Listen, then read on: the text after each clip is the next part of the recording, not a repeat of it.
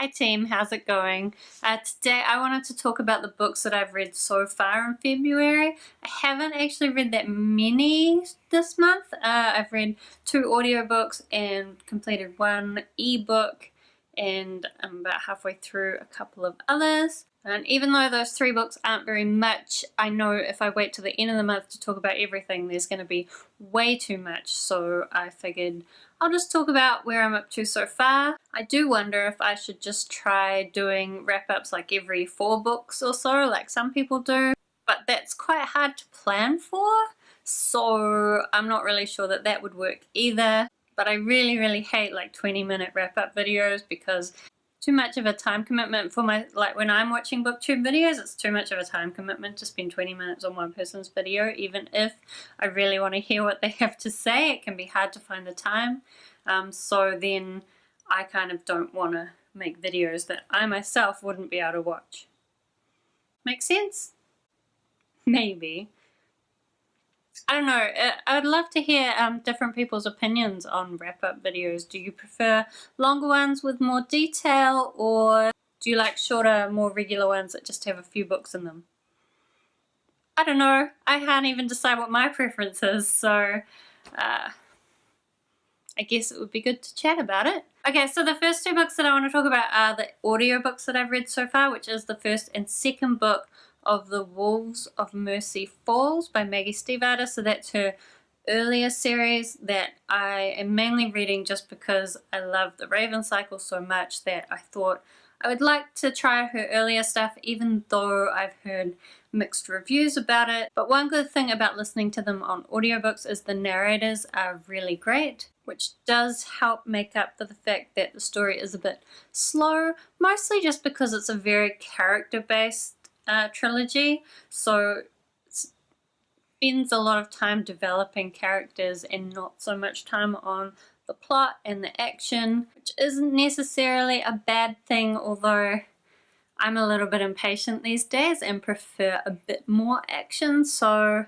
it's kind of good that I am listening to it just on my commute. I think if I was reading it in a physical book when I was just committed fully to reading, that I would not have the patience for it. So The Wolves of Mercy Falls follows a girl named Grace who, when she was younger, was attacked by wolves, and then ever since then has been obsessed with one of the wolves.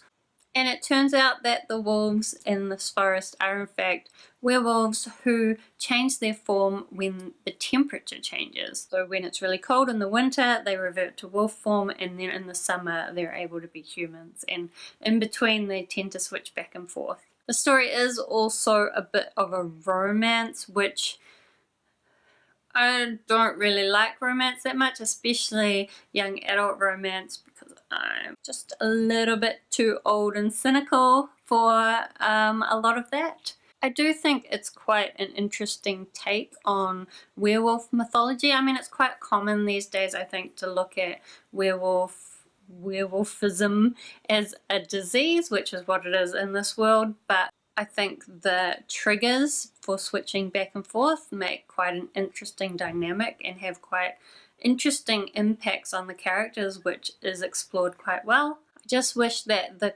action and the plot had been spread out more evenly throughout the book. So there is quite a lot at the end of both books, so that like everything that's been building up suddenly comes to a head and a whole bunch of stuff happens, and both books ended on endings that made me really want to read the next book in the series. So I did enjoy the series, quite interesting concepts, interesting characters, just the pacing a little bit slow. And of course Maggie Stiefvater's writing, it's different hearing it, but it's still very lyrical and beautiful.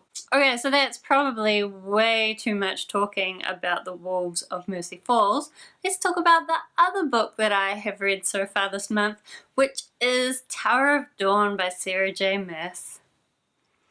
So Tower of Dawn is the 6th book of the Throne of Glass series. A lot of people have been saying that it's really great and that they weren't sure about it, since it follows Kale, one of the characters who pretty much got ripped to pieces, became a pretty unlikable character in some of the earlier Throne of Glass books, and so people weren't sure about it, but they seem to, most of the reviews I was seeing said that he redeems himself in this book, and that this book was amazing, and that it explores themes of disability and that kind of thing.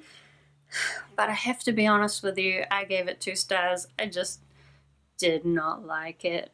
No. It was not for me. I guess for the most part, it was a 660-page book that was primarily focused on 2 romances. And as I said earlier, romance is not really my thing, so that's not really what I was looking for in this book, and that's what I got. There was also, right at the beginning of this book, because Kale and Nezrin have travelled over the seas to this other land to ask for help in the war, so we're in this completely new land, and there was heaps of world building that had to be done. I can see that Sarah J Maas had probably quite a big vision in her head of what she wanted this new country to be like. But our introduction to the world was so info-dumpy, and there's this ruler who has a whole bunch of children who are potentially going to raise to the throne, and there were just so many new characters, which I guess some people might look at as exciting, but I just really couldn't bring myself to care about any of them.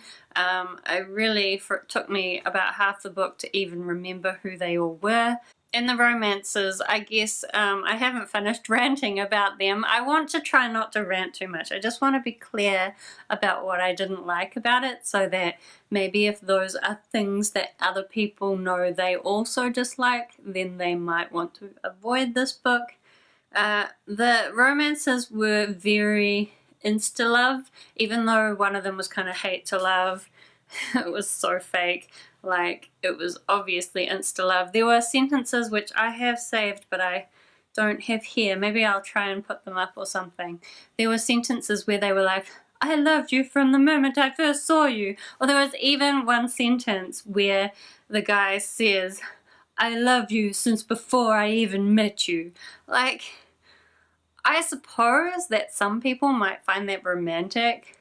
I just find it so unrealistic and just gross. Like, I would never want someone to fall in love with me without meeting me. I would like someone to fall in love with me because they met me and they really liked me and they got to know me. Yeah, love at first sight is definitely not a trope that I enjoy, and every relationship in this book was that kind of thing. So yeah. And I should say, like, I know Sarah J Maas kind of has this thing where anytime she gets a male and a female character together, they're pretty much guaranteed to fall in love, which did annoy me a bit in some of the previous books, but at least some of the relationships I did quite like. I thought that they were built on the characters getting to know each other and growing a mutual respect, and like became quite healthy relationships, whereas neither of the relationships, especially the main relationship in Tower of Dawn, was not a healthy relationship in my opinion. I will say that there were some things that happened in kind of the last couple of 100 pages that will have quite big impacts on the rest of the series. I think the next book is the final book, although who knows how she's going to wrap that up in one book. I honestly don't know, but there were some stuff that was revealed at the end of the book that I'm really looking forward to see how she takes that back to our main characters and develops it further. But the reveals were done in such info dumpy. Again, it was so info dumpy. It was like the bad characters doing this classic thing where they tell the good characters what their plans are, even though there's no reason why the bad characters should be doing that. Why would the bad characters not just keep their plans to themselves? So I guess in general, it's not that I minded where the plot went, it's just the execution of it wasn't that great, and the relationships weren't for me. And I really think that that 600-page book could have been chopped in half with some really heavy editing, which is what I think it really needed. Oh, I also should say, so one of the things a lot of people talked about in this book is that they thought it was quite representative of people with disabilities, and I have to disagree with that as well. So one thing you should know about me is that I have Crohn's disease. Mostly it behaves itself these days, but it is an incurable disease and it does still cause me some issues. It's not the same as having a broken back, but still I've faced the permanence, the possible permanence of a disability and having to accept what that might mean for the rest of your life. And I didn't feel like any of the stuff that happened really addressed what it felt like for me.